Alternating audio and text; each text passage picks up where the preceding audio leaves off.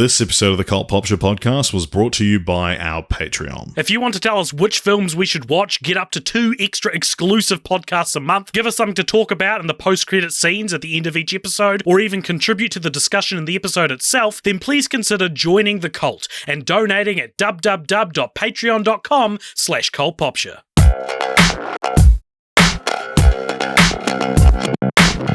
Now, AJ... Yeah. AJ.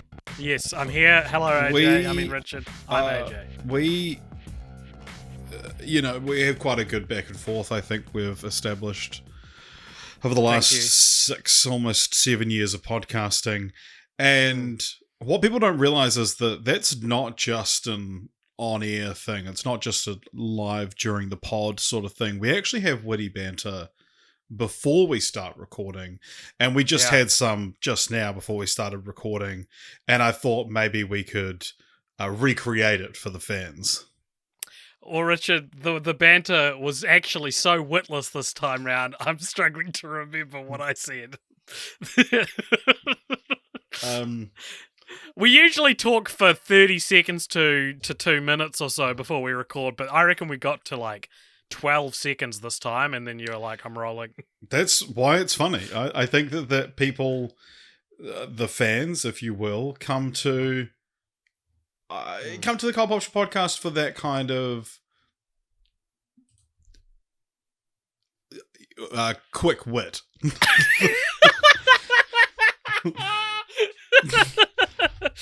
Off the cuff, sort of off the cuffiness. My computer was restarting. I said to you we would start between 6:30 and 7. You sent me the Zoom link at a few minutes to 7. And I sat down at my computer. It was bang on 7 o'clock, and I was like, I can do this. I can join the Zoom meeting at 7 o'clock. It ended up ticking over to 7:01 because my computer had to restart.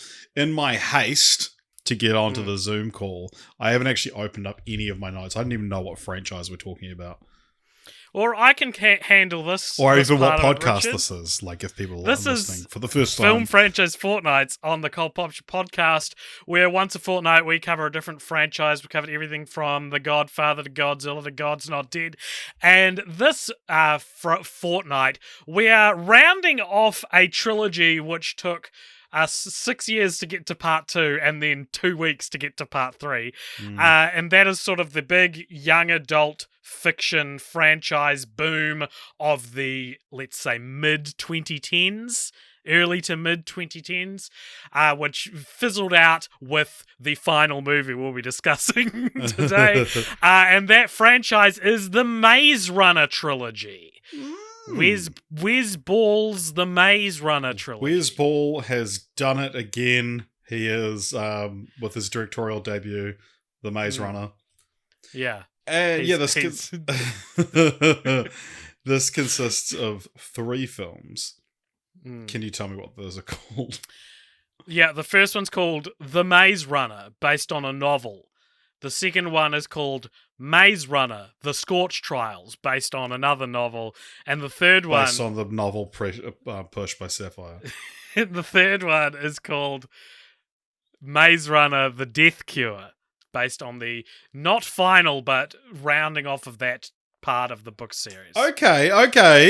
Mr. Research clearly knows a thing or two about the old franchise we're talking about, even though I distinctly remember forbidding you from doing so. Do you know, until yesterday evening, I forgot it was your episode to MC, and I was planning to spend all of today researching.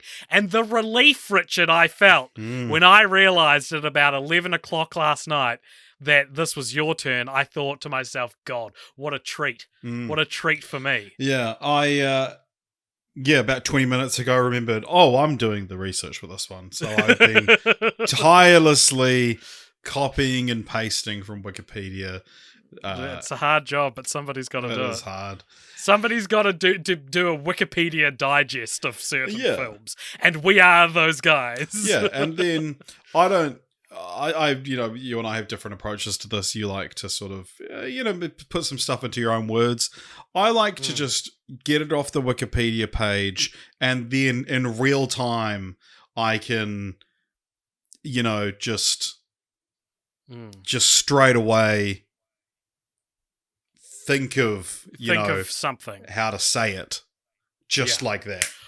Well, that's what's so good about you as a podcaster, Richard, and I think what's so bad about me as a podcaster is I can't do that, and I have to meticulously write down everything I want to say. I've written this sentence that I'm reading. I'm reading it off a Google Doc myself. I've written this entire sentence and have practiced it for right now. So it's what the funny thing is that AJ actually wrote that in his Notepad++ app, but he just wants you to think he has Google Docs. What the fuck? Okay, sure. Sorry, that was just a little off the cuff bit of banter. Right. That the fans. Right.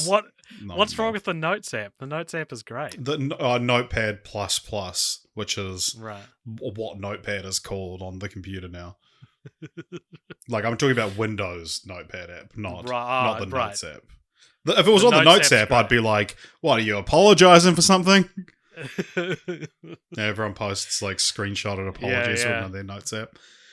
I think that's good. I think that's good stuff, and would like to hear more of it as we weave it in between discussing the Maze Runner trilogy. Yeah, so Maze Runner trilogy came out, the first one came out in 2014, it was followed a year later by Scorched Trials in 2015, and then there was a bit of a delay because the lead actor took a train to the face, but we'll come back to that later on. And yeah, so the Maze Runner, as you mentioned, based on books. They were written by a guy called James Dashner. And Dashner? Well, I should hope so. Yeah. Thought it was running he's doing. And there's a little maze that we find ourselves traversing, not only in these films, but I'm talking about often in the podcast. You go left, you go right, but no matter which direction you turn in, you are still finding yourself in problematic corner. Ooh, I bet this didn't age well. Let's get a laugh at someone else's expense.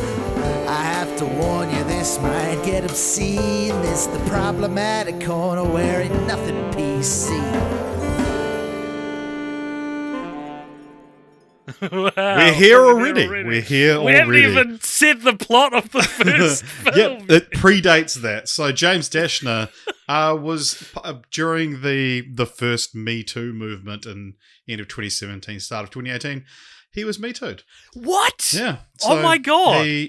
There was 4 comments claimed harassment by Dashner, 2 more and said that they had reported in a survey about harassment by him. One commenter later claimed to have been one of the accusers and said they'd made it all up. But then that could also just be anyone. I don't know why Wikipedia bothered putting that on there. And yeah, he was dropped by his agent, and he published a statement on Twitter, said, I didn't honor or fully understand boundaries and power dynamics. I can sincerely say that I have never intentionally hurt another person, but to those affected, I am so deeply sorry. I am taking any and all criticisms and accusations very seriously, and I will seek counseling and guidance to address them. And then Random House... Did he post this on his notes app? A screenshot of his notes app. I should look into that. That's a good thought. But yeah, his Penguin Random House said they will no longer publish any further books by him, and now let's just check if they actually stuck to that. Right. Because there were books by him released after that. So using a property that Random House owns the rights to. So who published? Let's go check this one.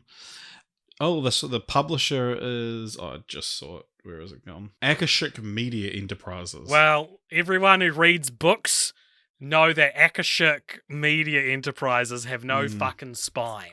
Everyone, well, except for the spines on their books that they... Yeah, okay, it was a poor choice of words. Yeah, I'm not going to buy these books. They're just loose sheets flapping in the wind. They've got no spine. There was, at work yesterday, there was 2 separate times on the same day that I was in the kitchen at the same time as this other woman. And the second time, she was like, oh, we're in kitchen sink. And I just like stared at her for it took me so long to get what she meant, because I was just like, I thought she meant like are you done with the kitchen sink? Because I was like washing up my dishes. And then after like a good 5 or 6 seconds, I was like, I'm sorry, I was so confused because I was just thinking kitchen sink. And she was like, oh my God, I didn't even mean to do that. I was editing a interview for Letterboxd the other day with Lee Cronin, director of Evil Dead Rise. Oh yeah, so I know him well. I spoke to him actually. Nice. Well, guy. They were talking about I haven't seen the film yet, but the cheese grate, the famous cheese grater scene in the film, and he was talking about the idea of like upping the stakes and getting like better ideas, better weapons and stuff. And he said he said something like it all contributes to that greater idea. And I was like, it all contributes to the greater idea or to the greater idea? Nice. He didn't hear me because I didn't meet him. I was just because this happened several weeks ago. Yeah. But I wanted to acknowledge it somehow, but couldn't figure out a way to do that in the edit. Just put a little ding sound effect or something. People love dings. Yeah. I've got plenty of dings and You ever watched the 4 Favorites? I have. I got fucking. that oh ding. my God! I have to rip out my headphones. It's just ding, ding, The ding, dings ding, are ding. too loud. So, Maze Runner, we have watched the 3 films. Yeah. So, I was going to say as well, like, it's horrible that James, whatever his name is, assaulted or harassed women or whatever exactly it was he did.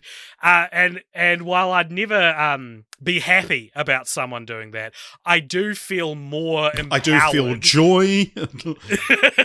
I feel more empowered to savagely rip into these movies more so than I did beforehand, because I think this is a pretty bad franchise. Yeah, I should mention though, Wizball founded a number of charities. Donates his time to homeless shelters. Oh God! No, that's not true. He's actually a piece of shit as well. I don't know anything about Wizball. Oh my God! No, yeah, he made an animated short called Ruin, which execs at 20th Century Fox were like, "Hey, that's cool." Like, and he's like, "Yeah, would you want to do a feature adaptation?" And they were like, "Nah, do you want to do the Maze Runner for us?" Yeah, and look, the Maze Runner is a copy of a copy of a copy. It was probably Harry Potter and it was probably Twilight, but it was definitely also Hunger Games kicking off this boom. We talked about this 3 weeks ago. There was this boom of not only these sort of dystopian young adult novels, Percy Jackson, aimed at people in their, let's say, 15 to 25. People in their 15. And this spawned, of course, this litany of movie adaptations of it. This was, and like we have covered Divergent years and years ago. We covered The Hunger Games a few weeks back, and now we're doing The Maze Runner. Those were the franchises. There are other single movie attempts at doing this all throughout the 2010s. Name one. And there's that Chloe Grace Moretz one, If I Stay or something like that. That was one of them. I don't even know about that. This is what I'm saying. There are so many. Mortal Engines is a classic one. Yeah, there you go. Yeah, exactly. And this is... I Am Number 4. Yeah. This is just a movie where, like, this is a franchise which feels like it has eaten its own scraps, ass. the scraps left at the bucket after Hunger Games and Divergent was done with it. Yeah. And it is just this trilogy of, like, flavorless nothing movies that are sort of like quasi-political in a way that doesn't feel like it's saying anything particularly deep, starring sort of inoffensive, handsome people, and it's just written by offensive people. I will say this franchise is the 5th highest grossing young adult adaptation. Can you give me the top 4 in order? In order, what are we calling? Like, will I know them? Yeah, we've covered all of them. So Harry Potter's got to be number 1. That's number 1, easy. Then I'm gonna say Twilight. No, Hunger Games. Yes. So there's one between. So then Twilight. Yeah. So there's one more between. Yeah. So this is domestic. We're talking. Oh, Divergent. Yes. Sorry. So it's Divergent, and then Maze Runner. That's domestic for the United States. Worldwide gross.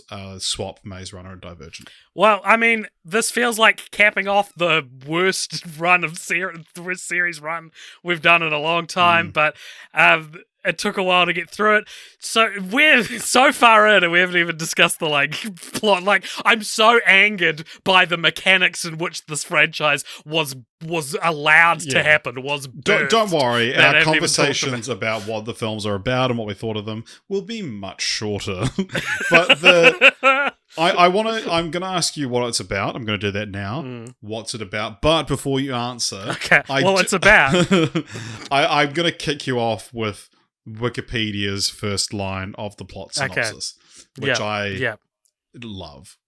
Yeah. So a group of teenagers who call themselves Gladers are left in a strange place which they call the Glade.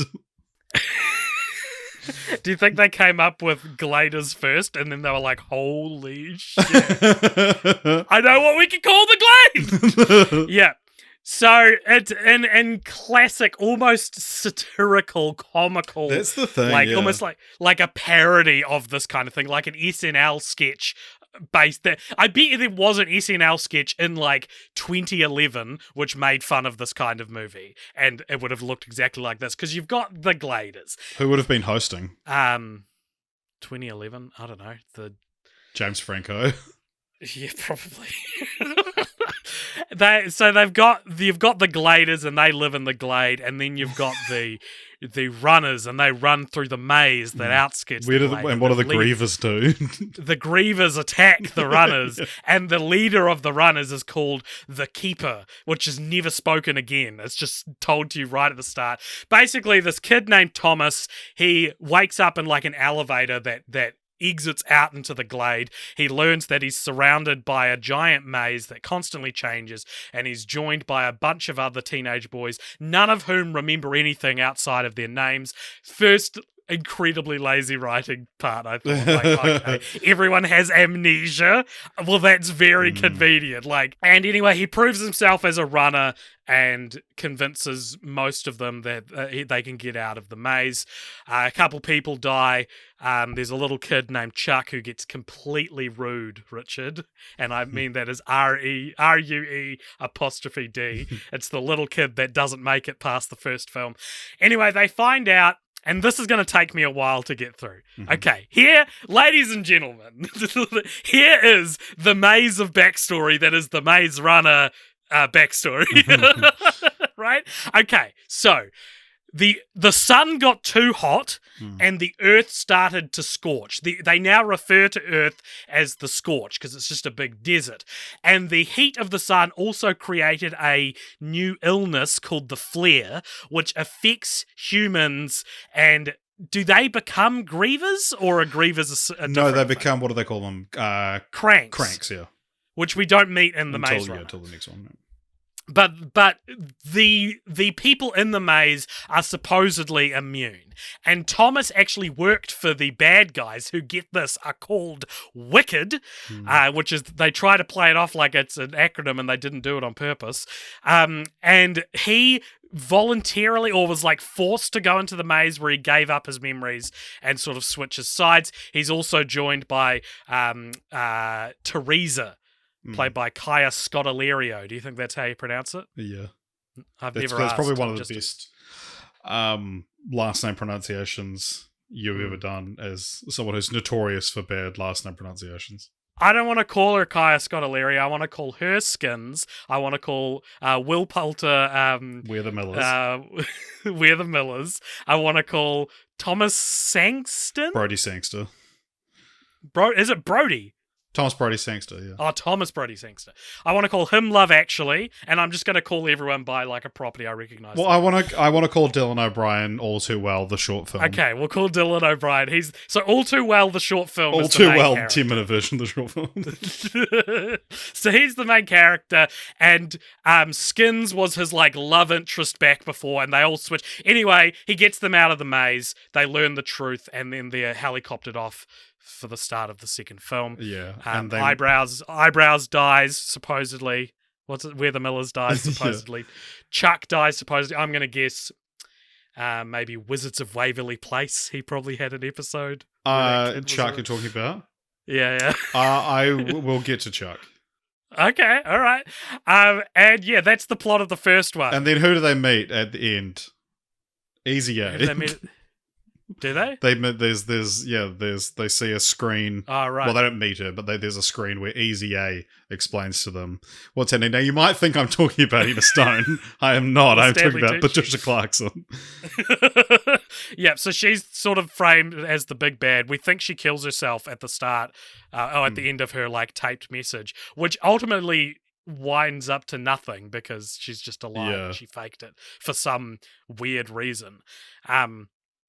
And yeah, I mean, I don't know. Let's pick this bullshit apart, man. It's just so lazily written. It's so boring. It's so silly. No one does anything that makes them a remotely interesting character, and the main character is the bad guy. Fucking We're the Millers is like, no, we shouldn't trust this dude. And he's right. I mean, I maybe don't agree with his methods, but But then he goes and blows up a hospital. We'll talk about that later, actually.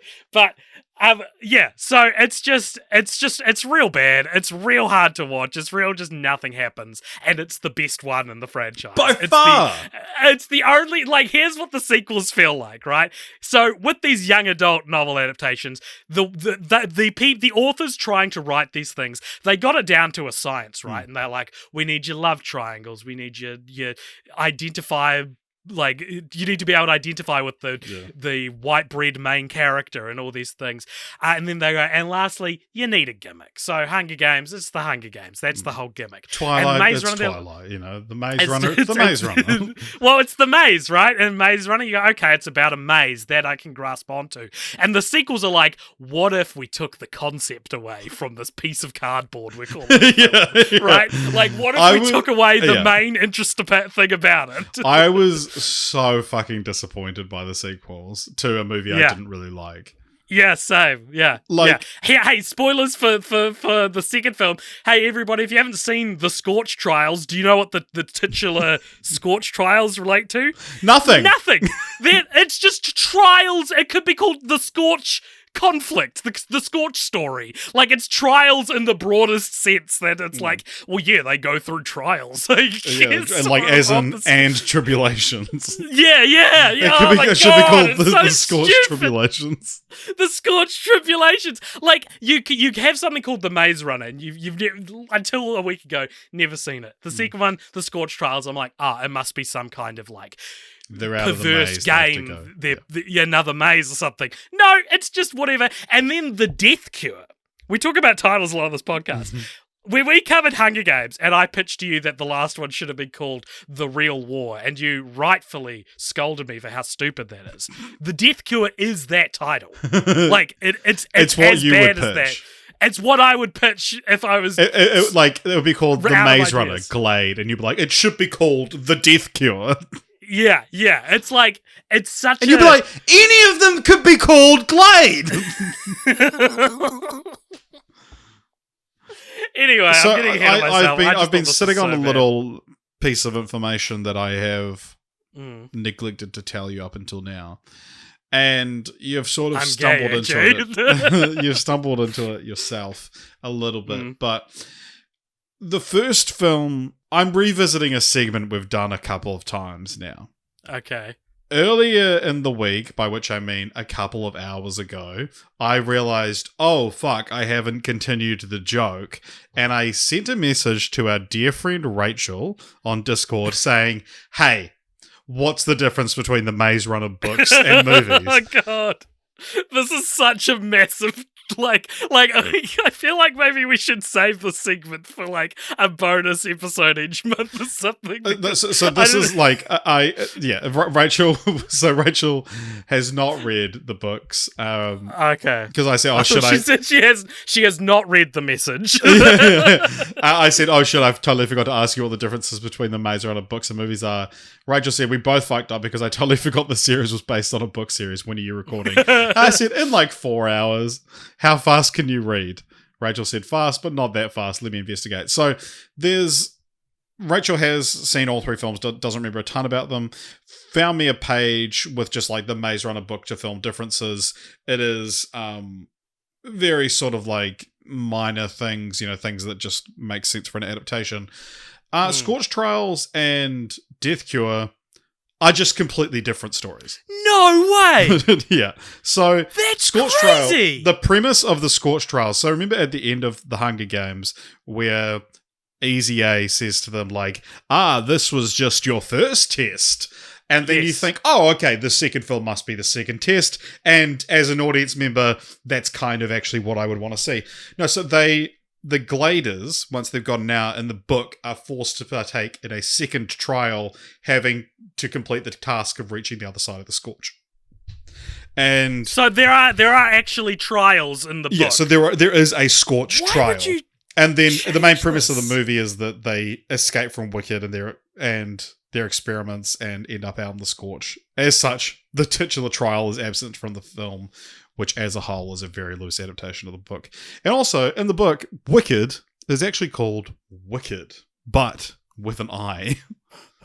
So it's actually like they added some sort of like, maybe it wasn't intentional. I feel like there's that's very rare for these adaptations to go so far off script. Are any of the characters from Scorched Trials in the books? Yeah, you've got I was Esposito. maybe exaggerating when I said it's a completely different story, but it doesn't have the main plot. Yeah, right, okay. Yeah. So are we talking about Scorched Trials now? Couple of things I want to talk to you about. The first one, and then we'll also talk about it. You mentioned Chuck there. He hadn't done much acting beforehand, but got the role by just pestering Wesball on Twitter and saying he was perfect for the role until Wesball was finally like, fine, send an audition to the casting director. And the casting director was like, fuck, this dude's perfect. The casting director smoking half a cigarette, getting an email being like, yep, sweet, there's Chuck done. That was easy. I've got some dumb IMDb trivia for you as well, but I do still want to talk a little bit more about what we thought of the film. Mm-hmm. So, the ending of the first movie is actually the beginning of the second. What does that mean? I don't know. I mean, makes no sense to me. I was hoping you could figure this one out, AJ. So, many of the slang words used by the Gladers first appeared in a sketch on the Ronnie Johns Half Hour, 2005. What? In which a member of the Australian Classification Board gives a lengthy list of acceptable substitutes for the words dickhead. Yeah. And what? Glader and... Doesn't say. Runner or one of these? Okay. But no, it says... but then later on, as an IMDb piece of trivia, they do actually list some of the slang. So clunk, I'll give you the word, and you can see if you can remember what it means. Clunk. Okay. And this is in Maze Runner canon. It means something. The clunk is their main weapon. In a sense, I'll use it in a sentence. AJ, can we pause the record for a second? I got to go take a clunk. Is it taking a shit? Yeah, shit. It's poop or crap. Okay. I don't remember that in the Maze Runner. Shank. Shank is like a newbie, or like a no, like what you call someone who's outside of your circle. The opposite actually. It means friend. Okay. Well, they use it very derogatory in the films. Yeah, maybe. Shuck. Shuck just means to shuck an oyster. Yeah, that one's the same. No, a word used to bring attention to one's annoyance or frustration. I guess in place of fuck. It shucks me that they have the word shuck in the same film as a character named Chuck. Yeah, nice. Slim it. Slim it? Quick, pace it up. Come on, make it faster. Cut it down. You could use either calm down or shut up.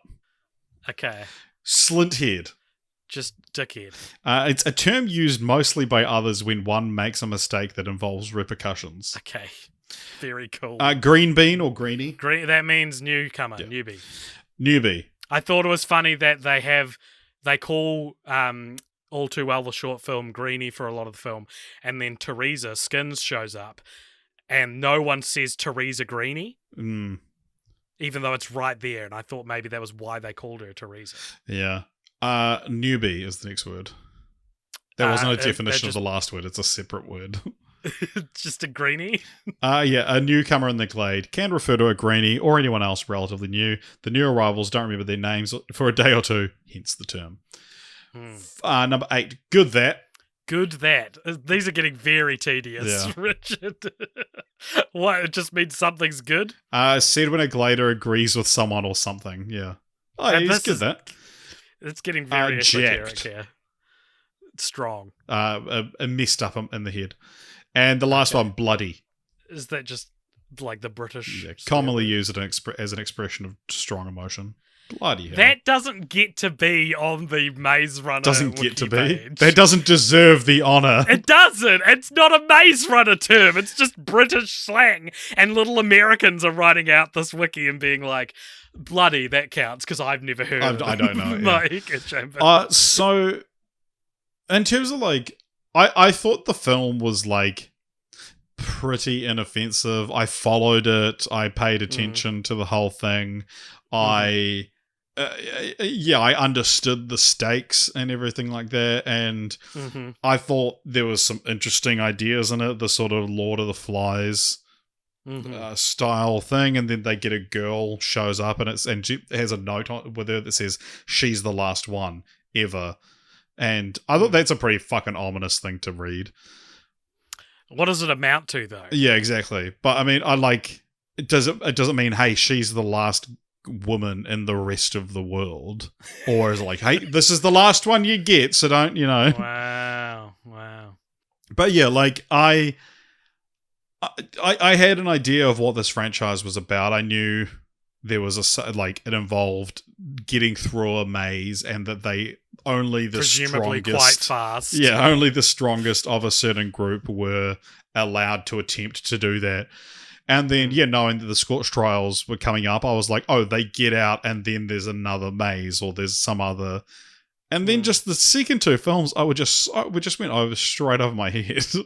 Yeah. Insanity. So, well, it's stripping away like with the Hunger Games, at least the first two.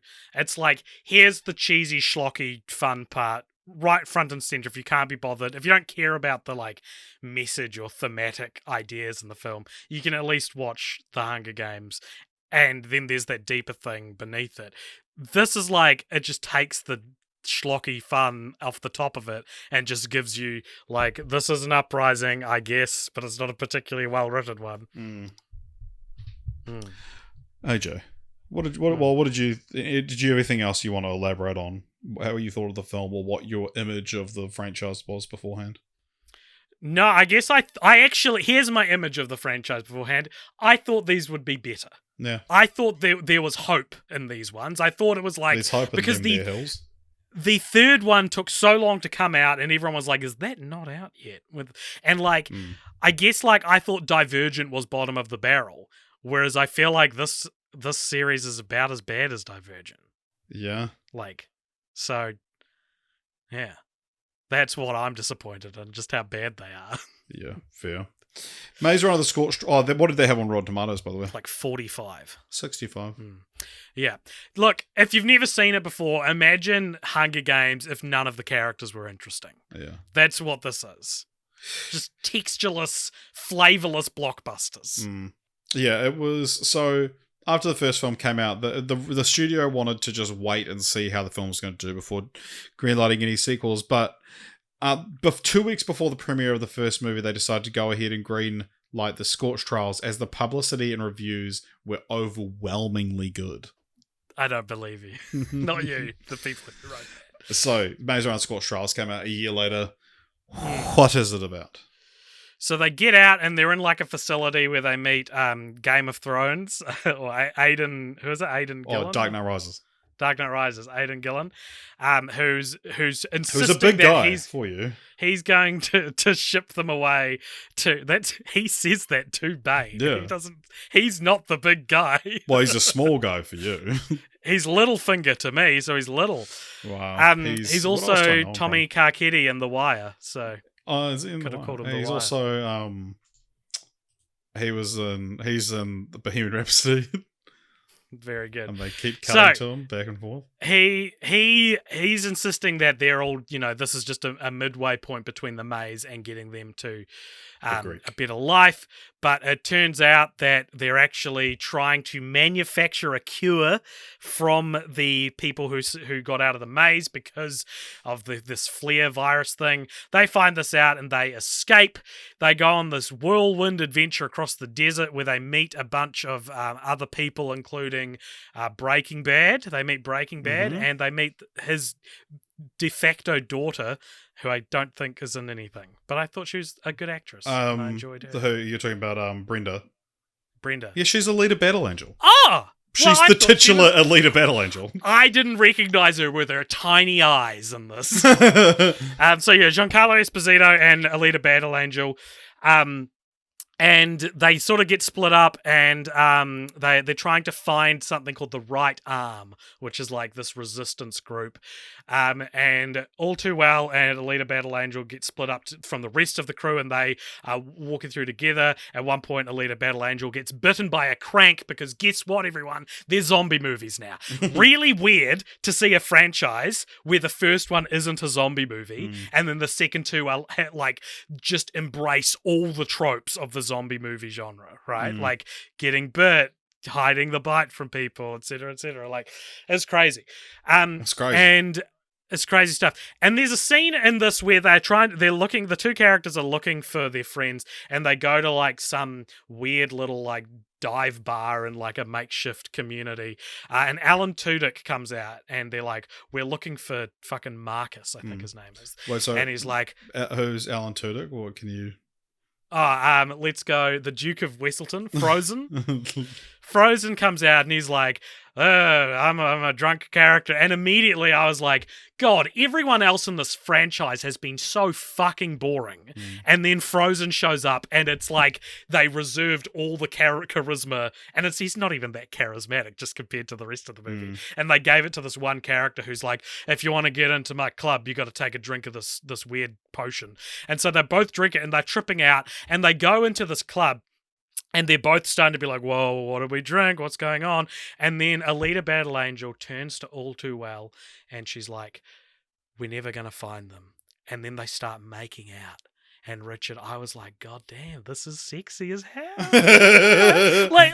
These movies, which you could, I think, quite fairly describe as sexless up until this point, has a... Up until they started having sex. Like, it has a fairly, like, kinky, sexy dynamic there where they're both tripping in this club. They're two characters who have been like strictly survival and now they're making out. And I was like, that's kind of the like character play that I love and shit like this that is just nowhere else in the franchise. And he starts imagining that she's actually Skins and is like, no, I can't. And then he wakes up and everyone's found each other and they're like, all right, we're good. And they get to the Right Arm, all the main characters, and it turns out that All Too Well's blood has healing properties which they believe can actually stave off the infection in Alita Battle Angel's blood. So they save that her. would be some kind of cure for death. We'll get to it later. It doesn't come up again. And Breaking Bad is now like, I'm so indebted to you. I'm so thankful that you saved my de facto daughter. And then All Too Well goes to talk to Skins, who's standing out on a rock in the desert. And she tells him about the story about how her mother, when she started getting sick with flare, she like plucked out her own eyes. And it's this horrific story. And then Skins, this character who truly has had no single modicum of personality this in two movies, and it's like this is a named actress. This is the Skins, and you know how much do you reckon she was paid to be in these movies? Like well right? over $100. and they got their money's worth then because she doesn't do a hell of a lot until now, where she reveals that she is called Wicked because she thinks that their process of finding the cure is actually a more noble cause than whatever these rebellions are doing. And so Wicked attack the compound, they kill a bunch of semi-main characters and then fly away with some of the other semi-main characters. And All Too Well is like, I've got a plan. We're going to kill everyone. Easy A. And then they're like, what's your plan? And he looks at the camera and it cuts to credits. Let me tell you something, Richard. Let me pitch you a story. Okay. Okay. Let me pitch you a story about a disease that sweeps the nation. Right? I don't. No, that doesn't make any sense. Nay, sweeps the world. It's a deadly virus that sweeps the world, and the main characters are faced off against the sort of big pharma equivalent of this universe, and these doctors and this totalitarian government wish to create a cure which they want to distribute worldwide. But these main characters, these rebels, they're like, no, this is unethical. You are forcing people to do this. You are killing people in the experimental process. This isn't right. We're going to fight back because we believe there are other ways to cure the virus that doesn't involve your big wig fancy serums. If someone pitched that to me, I would say, I don't think this is the climate to be telling a story about a bunch of anti-vax warriors taking on a government-mandated virus. And these movies are anti-vax, right? Well, I can't be the first person to read that into it. These movies are anti-vax. They're about the anti-vax warriors that are standing up to the who have done their own research. Yeah. And, of course, in the world of Maze Runner, the bad guys are bad and they are killing people and they are doing experiments, and the good guys do have an alternative way to save people. But that's like the fiction created to justify the position of the main. I reckon problematic James, whatever his surname is, Dasher. or maybe Wes Ball, Yeah, because if they're that different. I reckon he's anti-vax. And the third film, there are scenes where we're set in a city where everyone's wearing face masks, and this came out in 2018. So this is not, using what we now would think of as familiar pandemic imagery. Like, so it put it in my head, and I was like, this whole movie is about like breaking out like the people who don't want to be vaccinated. It's about saving those who are being forced to be vaccinated. I found right? a article that sort of says about like analyzing the media, and it mentions like in the wake of COVID, and it refers to the Maze Runner trilogy as one of those fascinating film franchises where it actually gets better with each installment. Installment is spelled incorrectly. But it says the confident, thrilling train heist at the start of The Death Cure is miles away from the unfocused, subpar Lord of the Flies theatrics from the first film. Do you know what? I don't know if we're ready to talk about the third film yet, but I don't necessarily disagree. I think the third film has the best set pieces, but I think the first one is the only one with like any kind of interesting flourishes. So that's my big take. Sorry to spoil that 40 minutes in. No, it's okay. Yeah, I reckon these are anti-vax movies, or at least maybe unintentionally, because there is that thing where like you try to come up with rules for a dystopian world and you've accidentally like created an analog for, I don't know, ethnic cleansing or something. Like, I mean, it's so easy to do. Well, just in this case, it's like you've created these pieces on the chessboard yourself and assigned them these. I just thought that like the bad guys in this, they're not that bad. Like, the thing they're trying to do, the reason they're bad guys is because they're nastier people than the heroes.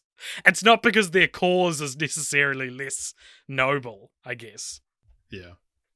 Do you have anything else you want to say about the second film? About the second film, let me scan my brain for things that happens in it. I don't think so. Like, I just thought it was weird that it became a zombie movie out of nowhere. That was my main. Yeah, like you're saying, it is that very like, oh, we have to get across town, but there's zombies. Yeah. Like, yeah, exactly. Yeah, not a lot to say about these films. They're complicated. Didn't like them. Yeah. Well, what does this one have on Rotten Tomatoes? Guess. Like 43? No, that's what the next one has. Oh, what does this one have? Guess. 47. Yes. There you go. I've done it again. So, 3 years later, the Maze Runner The Death Cure came out, also directed by Wes Ball, with 43% on Rotten Tomatoes. And yeah, as I mentioned, this one opens with a elaborate train heist sequence in which Dylan O'Brien got hospitalized for some pretty severe injuries. And Ingies. Ingies. I got an Ingie! But yeah, they looked to resume filming around mid-May, and then they realized, like, oh shit, his injuries are actually pretty fucking bad. Like, and so filming didn't end up resuming for like a year. Wow, because I literally remember seeing a trailer for this movie in 2018 and being like, this didn't come out like 2 years ago? Yeah. Like, it's quite shocking. Yeah, I remember like being so surprised that it was that long. But yeah, I'm trying to see if there's anything. But yeah, he had like his fucking. He broke most of the right side of his face and had to get reconstructive facial surgery. Wow. He broke his face. Yeah, like one of his fucking eyes, like his eye sockets broke in half and shit. Like it was, yeah, real bad. But before this movie came out, for this franchise. Yeah, do you know he played Bumblebee in Bumblebee? I didn't know that. Yeah. Wow. What a thankless role. Maze Runner the Death Cure about? So there's this big city where all the rich and powerful people live, and they've kidnapped one of the main characters, so they're like, we're going to go get him back. They go to get him back, a bunch of shit happens, they overthrow the government, a bunch of main characters die, Skins kind of goes back on a double cross, but then doesn't. Game of Thrones ends up shooting Easy A before he gets attacked by a bunch of cranks. And the good guys make it out alive, except for Skins, who perishes in a fire. Yeah, nice. And all too well looks like he's gonna die, but he makes it out at the end, unscathed. Love Actually dies, which I thought was a bit of a bummer. Because I like the actor, and I thought it's weird to set up like, guess what? He's been bit the whole movie, and then have him not, like, they get the serum just after he kills himself from turning, and it was real like, okay, so the thing I expected to happen, like, you haven't made me you haven't surprised me, he just died. Interesting. But surprise guess who's back, Richard? It's old Where the Millers. Turns out he didn't die, despite taking a spear to the chest in the first which film. is weird that you spoiled for me. Did I? Yeah, you I knew you were watching the third film, and then you started messaging me about Will Poulter. I said Will Poulter should play Professor X. Yeah. Which That is doesn't like, say oh, Will okay, he's Poulter. going to be in the third film then. Oh, well, that's your deductive reasoning, not mine. I actually didn't even really think about it until he showed up, and I was like, oh, yeah, so yeah, of course, because AJ messaged me. Richard, I can't be to blame for how smart and intelligent you are and how you're able to discern these things based off little evidence. That's your fault, not mine. Are you done? Yeah? What do you think? All right, that's all we've got time for here. Didn't enjoy this one. Yeah, so couldn't tell you anything different from this one other than the first one, other than the I can fact tell you that one thing Shanghai about it. Noon shows up. Shanghai Noon shows up. Wait, which one's that? Which character? Oh, Walton Goggins, isn't it? Yeah. The And he's like criminally underrated Walton Goggins. Up. That's so mean. It's a reference to the second episode of our podcast. No, third. Third episode. The he's like the obligatory like disfigured character. Yeah. That was all the rage and these sorts of things. No nose. I can tell you one thing about this film. It is 2 hours and 24 minutes long. Yeah. And in a universe where the final part of young adult trilogy adaptations was famously split into 2 movies, this is the one I kind of wish they did split, because it was a hell of a trek to get through 2 hours and 24 minutes of a movie where it looks... I remember it as all taking place in the same location. Just these like dimly lit halls in this big pristine building. That's where it feels like this whole movie takes place. Yeah. Anything you liked about it? I liked the train heist sequence. The train heist sequence, yeah. So that actually isn't in the book, and that's the one that the sequence that held up production for over a year, and the shot that Dylan O'Brien actually got mangled in is in the film. Like apparently, Wes Ball was like, oh, like Dylan, how would you feel about us using that shot? And he was like, yeah, like, please fucking use it. I don't want that to be for nothing. Like, interesting. I also really liked a scene where Alita Battle Angel gets a bunch of kids out of the prisons or whatever they're in, and they get into a school bus, and then another character lifts it up with a crane, and then the crane, the bumper on the front of the bus starts breaking, and so he has to lower it really fast so it doesn't fall off, and then it gets just within the right distance, and then it falls off, and then it falls forward. And I was like, this is a fun scene. This is a good scene. I thought that was pretty hype. There was a scene where they run and jump out of like a tall bit, like several stories up and into a pool, and it's shot really cool. The camera like runs and jumps after them. My favorite character was Brenda. I think that's a big thing about this. Is my favorite character was Brenda. I thought she was attractive. Richard, I thought she was an attractive I thought her person. eyes were too small. A little bit too small. But I also thought that are there people, in the Maze Runner fan community, are there people who are Teresa Greenies, where they think that Thomas and Teresa should end up together? Or are there people who are also Brenda Thomas stands? Because I'm Team Brenda. If there was supposed to be a love triangle here, I'm Team Tender. I think that they would have made a more interesting couple, especially because fucking Skins betrays them. She like has no redeeming qualities by the end, and they're like, no, we have to save I've you. never gotten the hype around Kai Scodelario. Like, I had people at my high school that were like obsessed with her, and I know that like she has a big fan base. And I don't know, I've never been like. I don't know. Like, I watched Skins. I sort of secondhand watched the first generation, the first 2 seasons, and then actively watched the second 2, which is her seasons. God. But then The first 2 seasons are so much better than the second 2. Oh yeah. I was just slightly too young for it at the time and aged into it for season 3 and 4. I think I maybe only watched season 3, to be honest. But honestly, I wouldn't even recommend season 2. I'd say stop after season 1. Yeah, I don't know. I just find the show so infuriating, and I found Effie to be similar to Teresa as a character. That it's like, just don't like anything about you. Yeah, fair enough. Look, turning back to the list Rachel sent me of 24 differences between the movie and the book. So this is really funny. So reason 23 or number 23 that's different is Newt's note from the book is actually a letter in the film. So this is after Newt, who's played by Love Actually, he dies, and then he gives All Too Well like a little note. Well, he gives him something which a note is hidden inside. And the movie ends with him reading out this like letter about how Newt is not afraid to die, and it's really inspirational. And all this is happening while people are writing like the names of the deceased on this rock.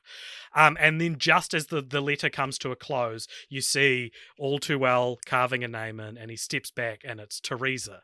And it's like, should it not be Newt?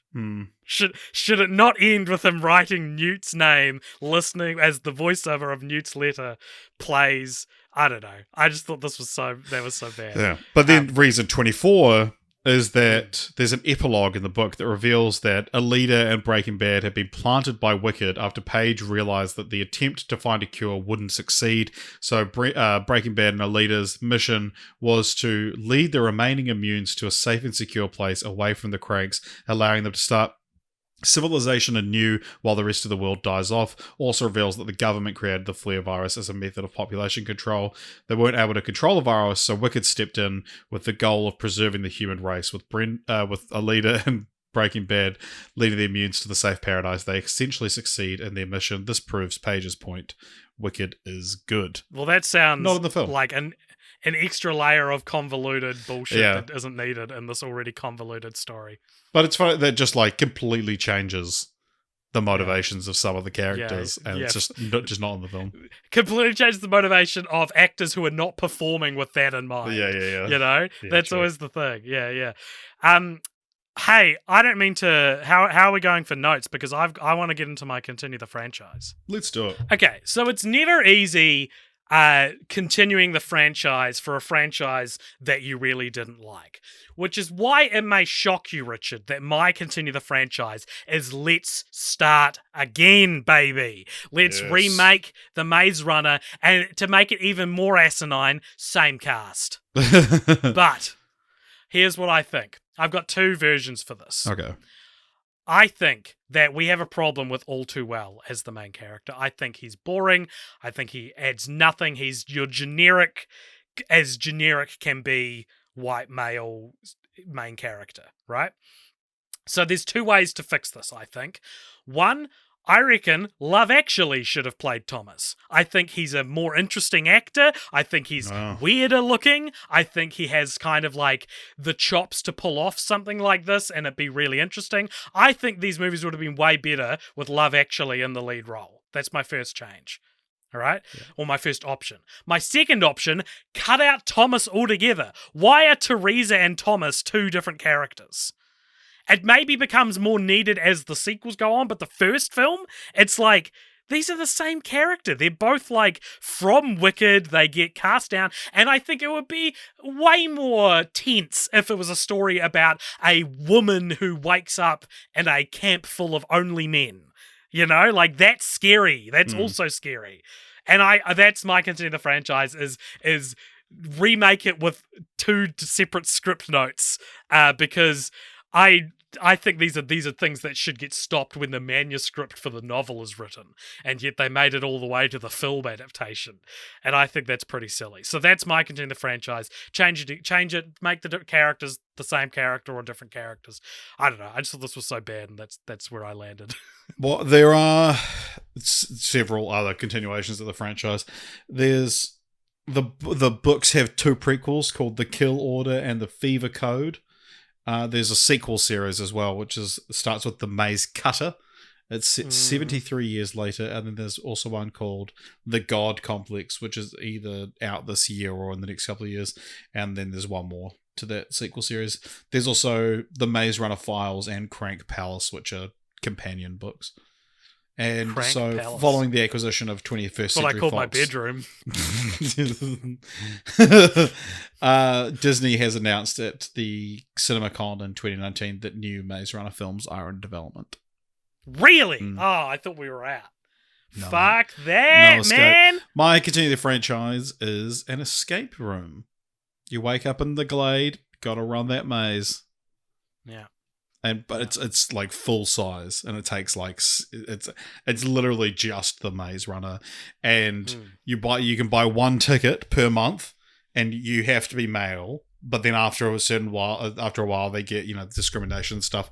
So they're one woman is allowed an entrance into the escape room, and so because you can get like clues and stuff. So over the walkie-talkie, they send in a woman. They're like, she's the last one ever, and that's where that comes from. Right. Nice. Here, one last thing I want to say about this series, especially compared to something like The Hunger Games, which at least partially is much better. Yeah, a couple of the films are much better than these. You've got that central gimmick from The Hunger Games, and it's about survival, and I think that's applicable. What franchise did we do recently that was about survival? The Ip Man. Ip Man? Yeah. So, but it is like you've got to survive the Hunger Games, and that's like a microcosm for like the struggle of these poor, impoverished characters, right? As they're already trying to survive, and so the game gimmick at the center of it is like thematically linked to the concepts and messages of the story. I think this series missed a trick by like the series not being like on a conceptual level about mazes. Yeah, right? And like I feel like and running them. I feel like mazes have a spirituality inherent to them that is just completely ignored or not ventured. Like there's no, I don't know, labyrinth kind of ideas. There's no Minotaur-esque kind of ideas. Like, or at least not thematically. And then that's why by the time you get to the third film, you're like, remember when the series was about a maze? It's because they don't connect it in there in any like metaphorical way. The maze should be a metaphor. And it's not a metaphor. It's just, duh, this would be cool. Yeah. One thing that's also interesting about this franchise that has a connection, so I'm moving on now, segueing flawlessly into the Ranked at Franchise segment where over on letterboxd.com/cultpopture, we have a ranked list of every franchise we cover on the podcast. And in third place, the third best franchise we've ever covered is the Rise of the Planet of the Apes trilogy, which is getting a fourth film I've been thinking about this directed by all Wes pod. Ball. And this does not give me hope. No. Yeah. Although he did come up with the train sequence. Yeah. If we can get all the train sequence energy into Rise of the Planet of the Apes, I think that'd be Kingdom good. of the Planet of the Apes, isn't it? Oh god, whatever it is. So, AJ, So rank that franchise. where are you thinking it's going to go on this ranking? So Divergent's pretty low, isn't it? Divergent's in, like- 167 out of 174. So it's okay. So what's above Divergent? The Mummy, 1932. What's above that? The Revenge of the Nerds.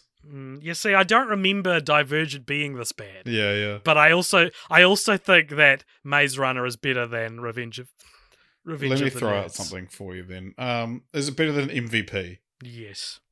Is it better than Critters? Yes. Is it better than Ace Ventura? No. Is it better than Knocked Up? No. Is it better than The Magnificent Seven? Yes. Is it better than Lady and the Tramp? Yes. Is it better than The Girl with the Dragon Tattoo? No. Okay, there we go. 123.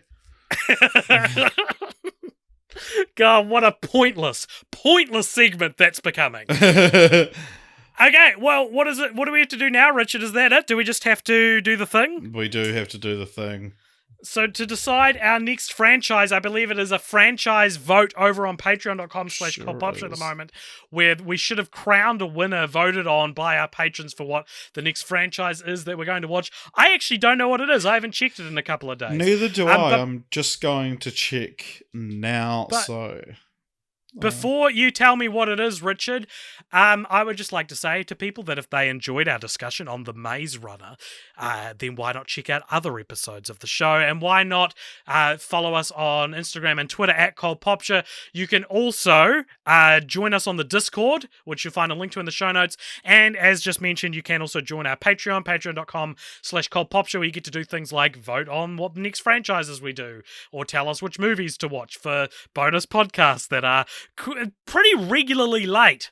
And yeah, so that's the Patreon's deal. Richard, what is the franchise? All right, there are two tied for first place. So what do we want to do here, AJ? Well, what are the two tied? Why don't you tell me that first? Oh, I wouldn't feel right. Well, I was going to still leave it up to chance. All right, well, so the two that are going to be running for our attention are Blade Runner Okay. and a very long, poorly written comment, which I spoke to the author of this comment about and said, hey, it's not entirely clear what franchise you're suggesting here, but if you manage to get all the way to the end of the comment, it is a suggestion of Antoine Doinel, which I don't know if I'm pronouncing that correctly, which is a what Dave Cross refers to as a French New Wave 4-part autobiographical series, it's by Francois Truffaut.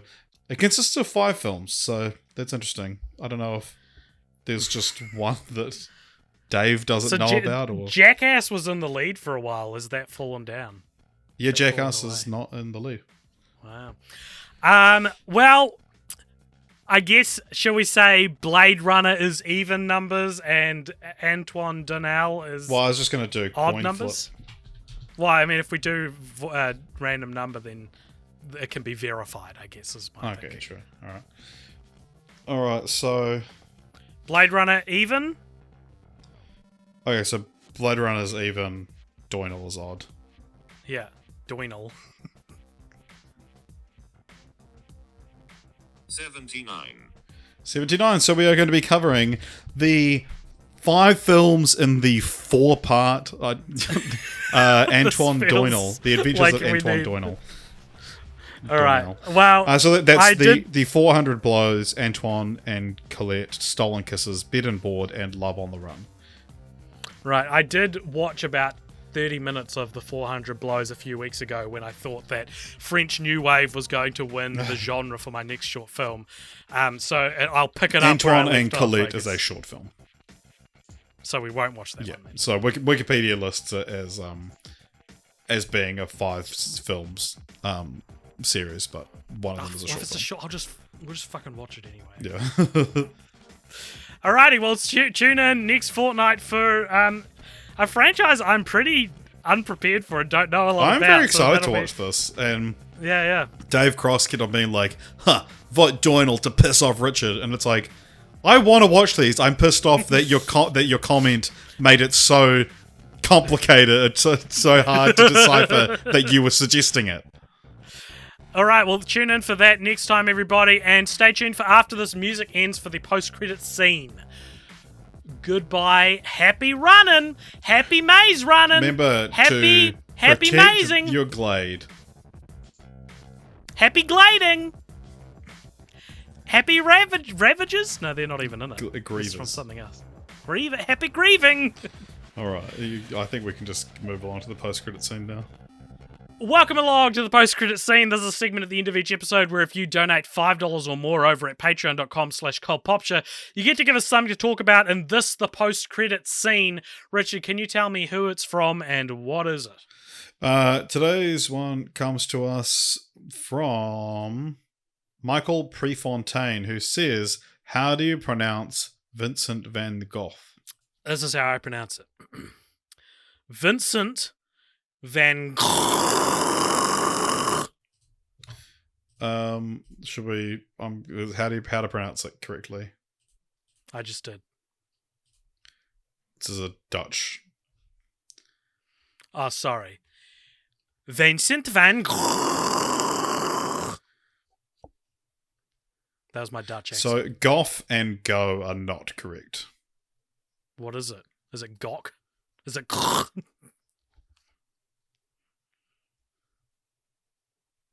It's supposed. It's Vincent Van. Hmm. I'm on the edge of my seat here. Can you tell me what the last part is? This is a minute 20 video. Why Gogh. is that if it's Gogh? So it is what I said. Gogh. Vincent All right, van cut. Gogh. I'm cutting. So there you go. That's how you pronounce that. AJ's cut, so you just have raw, unfiltered Richard now. And there's too much pressure on it to do with it.